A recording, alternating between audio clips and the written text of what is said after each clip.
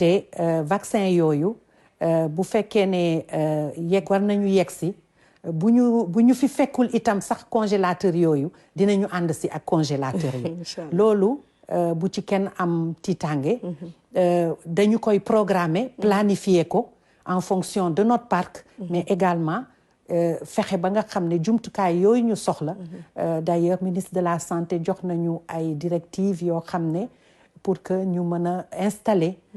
su soobee yàlla chambre froide yooyu yëpp ak congélateurs yi c'est surtout des congélateurs yoo xam mais damay préciser nag ne ñàkkul Sénégal d'accord waaw parce que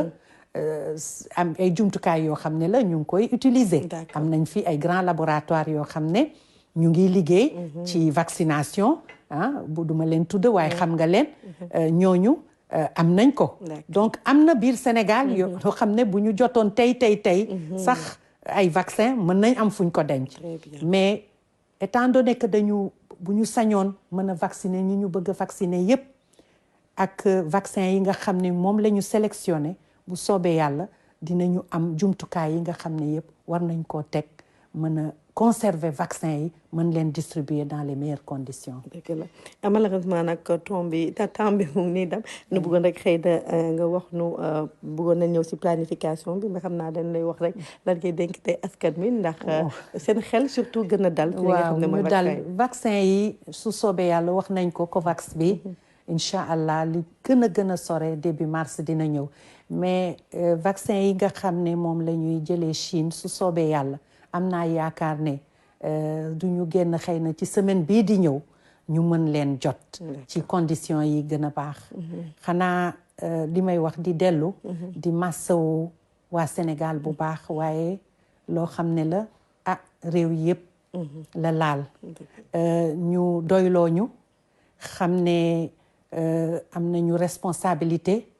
am nañu itam nit ñi nga xam ne xarañ nañu ci seen liggéey ba nga xam ne lépp lu ñu war a def ci vaccination bi ak képp koo xam ne war nañ la ko defal dinañ la ko defal dans les meilleures conditions ku ne xam na ne mbas bi fi mu toll nii vaccination rek moo ñu ci mën a génnee kon nañu dalal xel yi dal déglu ñi nga xam ne ñoo yore xam-xam boobu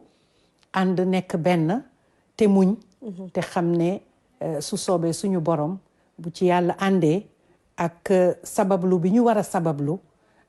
su soobee yàlla dinañ ci génn te dootul yàggati kon yal nañu yàlla may ñu fekkee te ñu massawu ñi nga xam ne di jaale itam ñi nga xam ne dem nañu ci mbas bi ñaanuñu ko yàlla waaye nag tabaarkàlla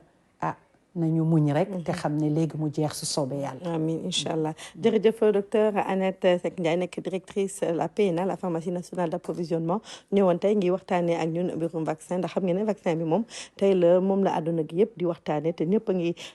wax def lu mu mën ngir mën a jot ci vaccin ngir askanam duñ def léegi lu dul wan leen encore une fois maa ngi leen ko doon wax à partir de lundi bu soobee yàlla dina ànd ak Daba Kébé réalisatrice la fii si Sénégal si RTS. waxtaan ak moom si li nga xam ne mu ngi koy tuddee dund naa corona mu ay nit yi nga xam ne jot neen dund ak doomu jàngoro bi ñu partagé ak yéen askan wi seeni expérience. Allahu akbar yàlla rek yàlla. loolu ñuy wax coronavirus am naa ko dund naa ko. cas contact la. man cas ramassage la. amoon naa corona. mais vraiment mënuma xam ni ma ko amee. xëy na nag benn cas communautaire moo intégré télé bi ñun ñu for ko. samay parents ñoo ma ko wàll. je suis un miraculé parce que am na ñoo xam ne li ma daloon dal na leen ñu génn àdduna. virus bi commencé woon na installé ci anglais yi poumon yi donc yëg seegul ci digg bi pour bu la najee rek da ngay dee. corona bu duggee sa yaram dafa mel ni dafay revisiter organisme bi yëpp. dama ko am ñaar yoon parce que bi ma ñibbisee avant may génn dañ ma ne il faut se protéger. bi mu duggee raay